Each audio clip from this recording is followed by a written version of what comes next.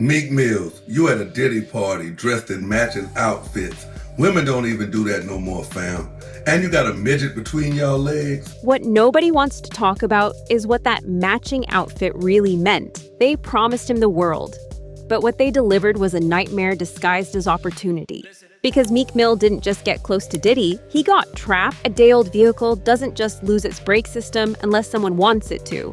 And when he tried to escape, they reminded him exactly how disposable he'd become. But here's what nobody is connecting. The real story isn't just about Diddy. It never was. This is about an entire ecosystem. This is about power coordinated across continents. This is about an island. And tonight, we're finally connecting the dots. Philadelphia, 2018. A rapper named Meek Mill is released from prison. His career is hanging by a thread. His legal troubles are mounting. His desperation is visible to anyone who knows how to read it. And that's exactly when the predators strike. Not when you're strong, not when you have options, but when you're grateful, when you're broken, when you're convinced that one powerful person can save your life. Diddy Sean Combs had been running this particular play for decades. The formula is simple, almost elegant in its cruelty. You identify a young man at his absolute lowest point. You offer him something he can't refuse: access, connections, validation. You position yourself as his savior. Then slowly, methodically, you shift the terms of the relationship until he realizes too late that what he thought was salvation was actually a cage. What's up, King son? Man, you doing it, man. You deserve it, daddy. You putting in that work. Proud of you. I love you. Listen to that tone. That's the voice of a mentor. That's the voice of someone who's invested in your success. That's the voice that makes you believe you owe everything to the man saying it. But here's the truth that Meek Mill is now brave enough to articulate. That voice was a weapon. And everything that followed, every party, every recording, every moment documented, was part of a larger system designed to own him completely. May 3rd, 2014. That's the date everything changed. That's the day Diddy rented the Parisian Palace in Las Vegas and threw Meek Mill a birthday party. To the outside world, it looked like generosity. To people who understand how power actually works in this industry, it was an investment. And investments always expect returns. The property manager, Jason Hayes, would later describe what they found after that party ended. And his testimony becomes crucial to understanding what really happened that night. They came recently. This happened a long time ago. But they recently just made a statement that they found loads of cocaine. I wonder what they did with the cocaine, because they didn't turn it over to the police. They said they found loads of cocaine, razor blades. They said that the sheets were bloody, nasty. They found a whole lot of used condoms. Red-stained sheet, used condoms, coke residue, razor blades, industrial amounts of lubricant. This wasn't a celebration. This was a crime scene disguised as a party. And according to Meek's own account later, this was Diddy's methodology. This was how he operated. But there's a detail that makes this even darker. Diddy had specifically requested double-sided locks on all the bedrooms, keys given only to him. Think about that. Not a detail that suggests openness or trust. That's trap construction. That's predator design. Now, most people who cover this story focus on what happened at the party, but that's actually missing the bigger picture. The party wasn't the beginning. It was the next step in a process that had already started the moment Meek stepped into Diddy's orbit. Because Meek Mill was chosen deliberately. He was chosen because he represented something valuable. He was a Philadelphia street legend with credibility that Diddy could never authentically claim. More importantly, he was young, grateful, and desperate. He was a perfect target. Dressing alike, being cozy, Puff calling him daddy, saying little innuendos to him. People are looking at that and saying Meek Mill is wrong for saying no Diddy. Those matching outfits weren't about fashion, they were about ownership. They were visual markers that broadcast to everyone else in the industry, "This man belongs to me." When you're no longer afraid on the block, when you can't claim your own independence in your own clothing, you've already been broken. And that breaking was intentional, because once Meek was stripped of his street credibility, he was completely dependent. The man who survived prison, who beat the system, who built himself from nothing, he became completely reliant on Diddy's validation. But the real twist in the story, the part that connects it to something much larger, is what Meek started discovering as the years went on. He wasn't just being exploited by one man, he was being groomed as a recruitment tool. According to the Lil Rod lawsuit, Diddy would show other young artists footage of Meek's compliance. He'd use Meek as a demonstration model. He'd say, "Look at what this man accepted. Look at what he's willing to do for success." This is somebody I admire. This is somebody you got high aspirations for, that you want to be like. Look and see what he's doing. This is what you should be doing too. That's psychological warfare. That's how you normalize exploitation across an entire ecosystem. That's how you ensure silence from future victims, by showing them what happens when someone complies. And this is where the Epstein connection becomes undeniable, because this isn't just Diddy's behavior. This is a pattern. This is a system. This is how powerful people in connected networks ensure that no one talks. Let's talk about the silence, because that's actually the key to understanding everything. A lot of his people that know him, a lot of the people that been in those parties and seen probably some unscrupulous shit that went down and was like, "Ooh, I was there. I hope they don't got me on tape." They feel in a certain way, so they're not gonna speak on nothing. Why is everybody quiet? That's the question Meek Mill asked publicly. And it's the question that should terrify people in power, because silence isn't loyalty, silence is fear, silence is complicity. Silence is evidence. And according to Gene Deal, who's been inside these circles for years, the reason for the silence is documented. Rob said in this affidavit that Diddy had every room taped and bugged. Diddy had, yo, bro, can you imagine?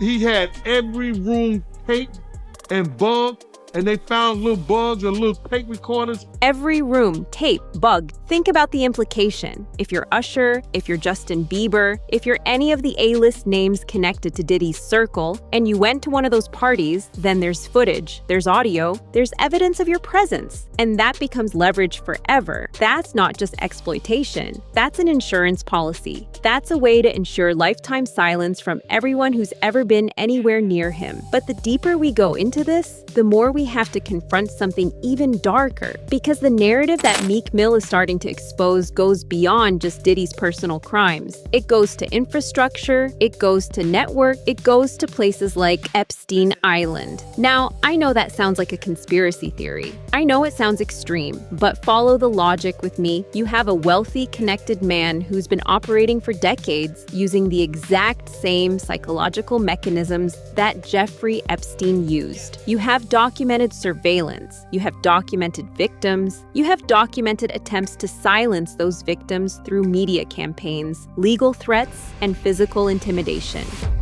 Look at this right here, where the whole brake pedal came off. The first day, I never seen no car the first day the brake pedal came off. December 2024. A brand new Cybertruck, brake pedal completely detached. Meek claims malfunction. But in his world, in Diddy's world, there are no coincidences. There are only messages. And that message was simple. You're only safe when you stay quiet. This is the pattern. Every time Meek tried to distance himself, every time he considered speaking out, something happened. A legal threat, a career setback. Now a near-death experience in a brand new car with a completely severed brake system. But Meek Mill was about to break the pattern. And that's where the story becomes genuinely courageous and genuinely dangerous. I'm at a point in my life, like, we all grew up in the streets. And we try to be better, but they labeled us felons, sent us back to jail. I had to fight against that the whole time.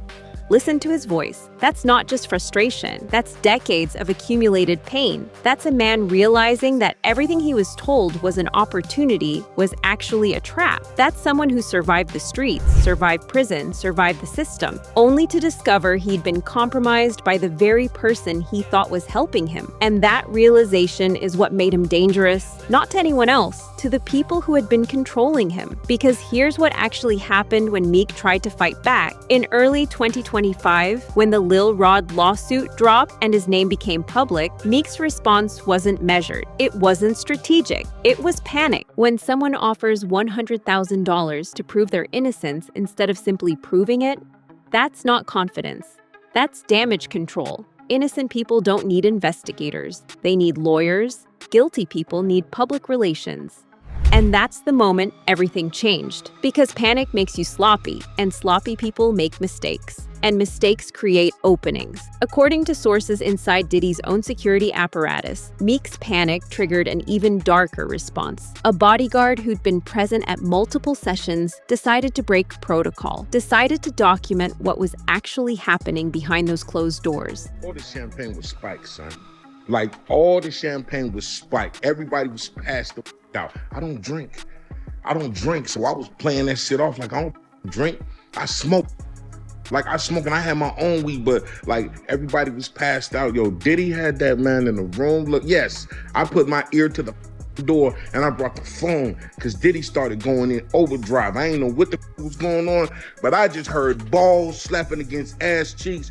I heard struggling to take dick. Spiked drinks, forced encounters, sessions recorded without consent. This wasn't a relationship based on mutual respect or even agreed upon parameters. This was systematic mistreatment documented for future leverage. This was evidence of a crime, but it gets worse because according to industry insiders who've been tracking the story, the physical toll on Meek went far beyond psychological trauma. He actually caught HIV, like having like a lot of women.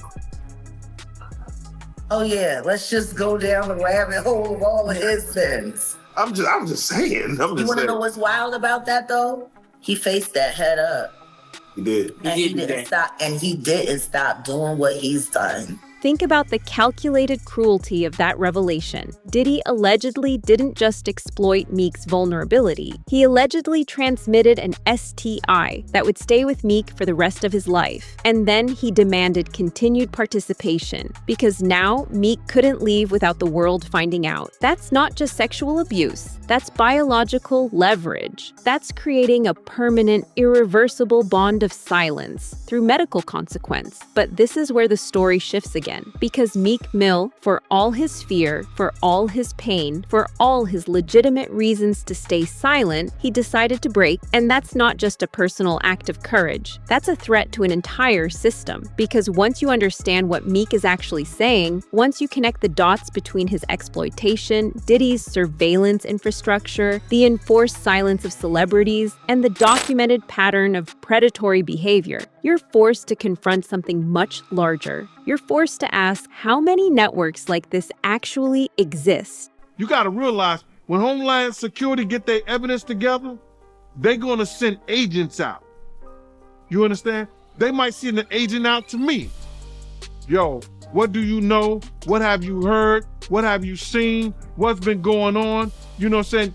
You know, did this happen when you was around him? Did this happen back in the day? That's what they're gonna wanna know. You know what I'm saying? So they're gonna send investigators out. They're gonna send people out for anybody that they can get some information from to help their case. The feds are already moving. They're already questioning people. And every person Diddy isolated, every person he documented, every person he tried to silence, they're all potential cooperators now. Because testifying against Diddy doesn't just put him away, it protects them from the legal liability of continued silence. Now, let's connect this back to Epstein Island, because that's where this story actually becomes a true horror. What prosecutors learned from the Epstein case was that these networks are interconnected. connected, that powerful men in different industries share information about targets, that they share tactics, that they coordinate to protect each other, that they use shared databases of vulnerable people, and documented compromises to maintain mutual silence. Meek Mill, in breaking his silence, isn't just exposing Diddy. He's potentially exposing the entire infrastructure that allowed men like Diddy to operate for decades without facing consequences. There was never no pushback against Diddy, even with all the rumors of him killing Tupac.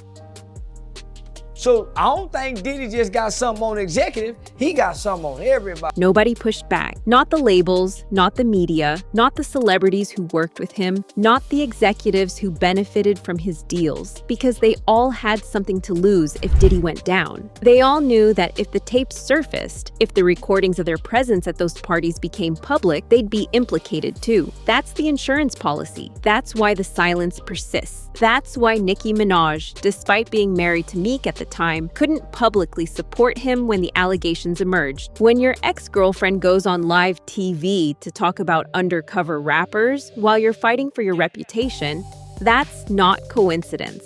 That's confirmation.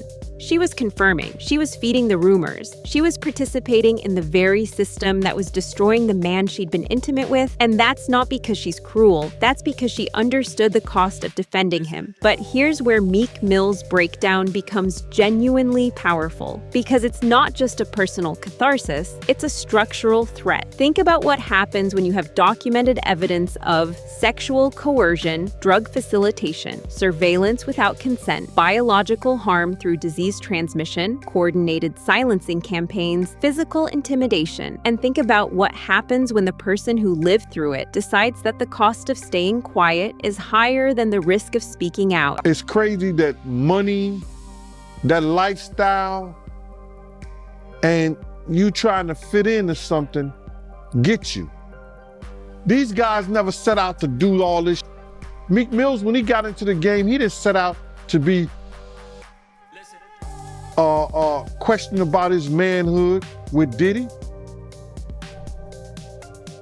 but he put himself in that position. That last line is crucial. That's not victim blaming. That's someone in the industry acknowledging that the system is designed to make participation seem like choice, to make exploitation seem like opportunity, to make harm seem like normal cost of success. But what Meek is doing now, what he's breaking down about now, is that he's rejecting that framework. He's saying, no, this wasn't my choice. This was a trap, and I'm gonna expose it. The timing of all this matters too, because Diddy's conviction and 30-year sentence happened in a very specific legal and political moment. Epstein's files have been unsealed. The public has been exposed to the reality of interconnected networks of exploitation. Federal prosecutors are actively examining how these systems protected powerful men for decades. And in that moment, when the walls are closing in, when silence is no longer profitable, when the cost-benefit analysis shifts, people like Meek Mill break. The lawsuit was never about him, but the media ecosystem turned it into a story about him. He even pointed out that the lawsuit in question had portions dismissed with the judge throwing out RICO, breach of contract, and emotional distress claims.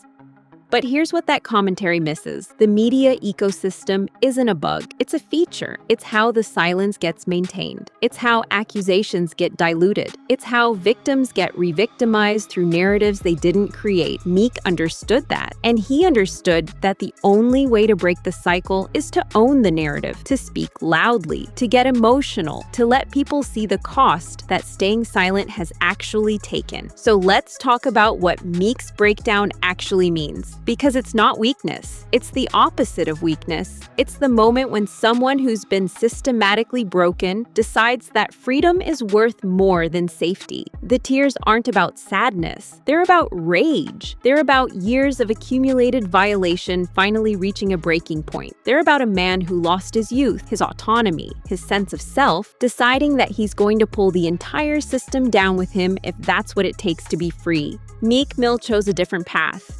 Before we can talk about what Meek said, we need to understand how his name ended up in the conversation in the first place.